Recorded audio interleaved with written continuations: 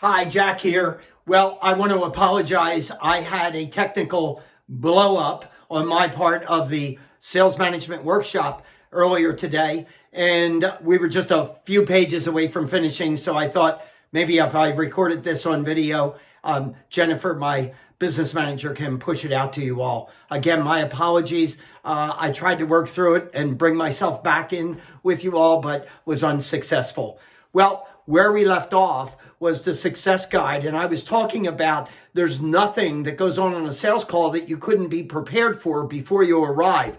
For example, objections. I get in front of my audiences and I ask, how many do you think are out there? And I hear infinite, millions, thousands, hundreds, and groans and everything else. Well, I can tell you that having done this for about 50 times a year for the last 15 years, I am hard pressed for any audience to give me 15.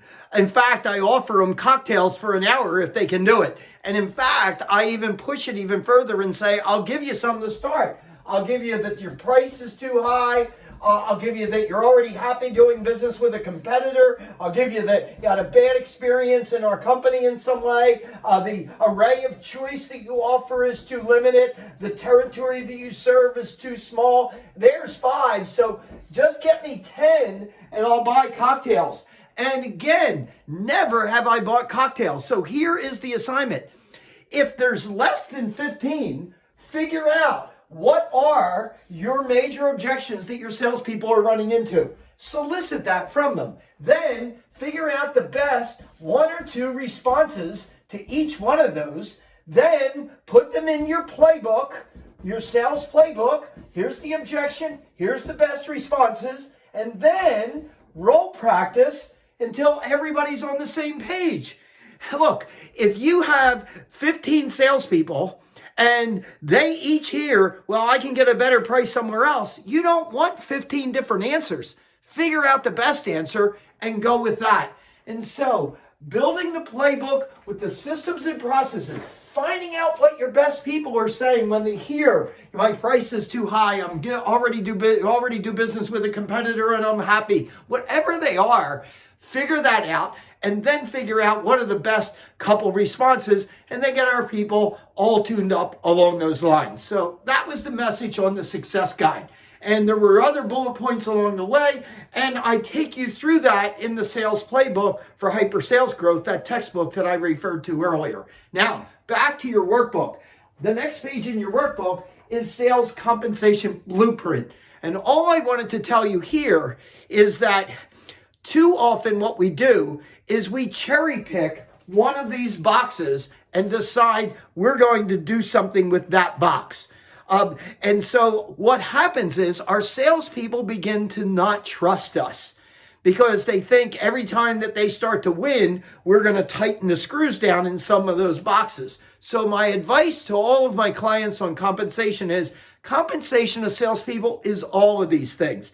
It's reimbursing sales expenses. It's giving them some benefits. Maybe there's a salary component. And again, my preference is not to have a big component of base salary. Don't let your salespeople be comfortable whether they produce or not.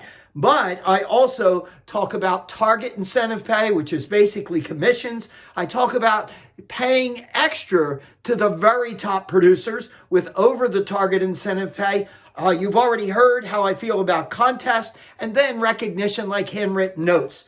All of that is what adds up to compensation. So whenever you're thinking about changing compensation for salespeople, think of it in those terms and take it in its totality. And then let that compensation plan exist for multiple years so that we get trust amongst our people. Now, the next page in your workbook is action planning.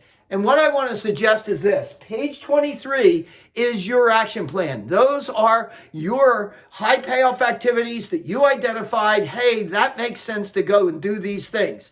So once you've identified the 2 or 3 things that you're going to take as a result of being with me, and then you're going to do those, and then you're going to go back and get another 2 or 3 and just work down the list. Don't let it die in the room. Well, here's what we do. Page 22. What is the action? Who's going to do it? How's it going to get done? What time frame are we getting to understand that we're going to do it? When are we going to implement it? How do we monitor the progress? If we need in-flight corrections, if they need to be adjusted, adjust along the way. And then as we complete each one of those, then have some method of recognition. I'm not suggesting a sales manager do all this by themselves. I think involving the team gets you a better result and it gets them their buy-in. And so today's journey included a lot of things. My apologies for not being able to take the last 5 or 10 minutes and be with you. My intention was, hey, maybe we kind of make sure that we covered all the things that we wanted to cover and we'd have a little bit more interactivity at the end. That wasn't possible. But what I did do is I did tell you before we started, hey, my email address, jack@jackdaly.net or jack@jackdalysales.com. Just communicate directly to me. If I didn't hit the mark, if I didn't get you what you were looking for, I'll get it to you. Just contact me. Tell me what you're looking for. We'll either set up a phone meeting or I'll respond to the email and get you as good a result as I can possibly do. My job and my mission in life at this moment is make a difference. Make a positive difference out there and help people in any way possible that I can. Hopefully today you found the sales workshop experience on sales management to be beneficial. And again, I really appreciate you hanging in there with me through this virtual world. And we all look forward to going back into the world before pandemic. And hopefully I'll see you out there. Best of luck and all the best.